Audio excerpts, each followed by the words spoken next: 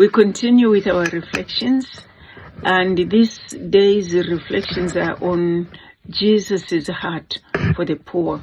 And what does that mean for us? Not only as a congregation, but as individual Christians, those that are walking and following Christ. I have chosen a passage from Matthew 25, and I'm going to be reading from verse 34.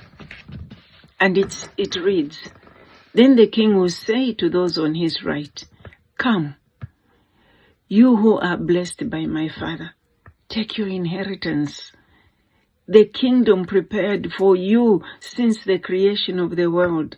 For I was hungry, and you gave me something to eat.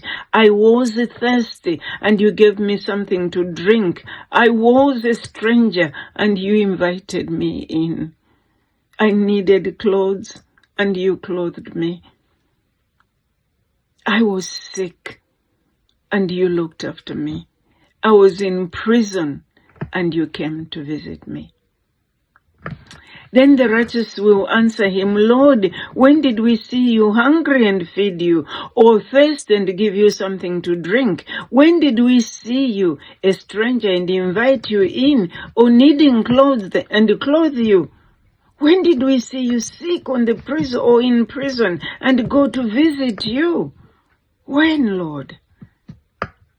The king will reply, 'Truly, I tell you, whatever you did for one of the least of these brothers and sisters of mine, you did it for me.' Then he will say to those on his left, 'Depart from me, you who are cursed, into the eternal fire prepared for the devil and his angels.'" What I find interesting is that the Lord calls the poor his brothers.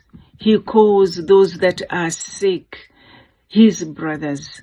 Those that are in prison, who have broken the law, his brothers.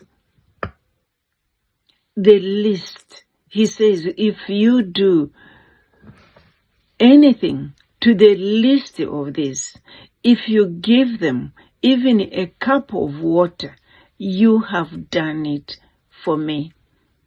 So as we continue to fast, church, let's remember that when we reach out to the poor, we are giving to Jesus. When we give them a cup of water, we are giving that cup of water to Jesus. Let's pray that our perception towards the poor, towards the stranger, towards the prisoner is going to be impacted by our love for Christ. Let us love them the way He loves them. He says by doing these things to them, we are doing it to Him.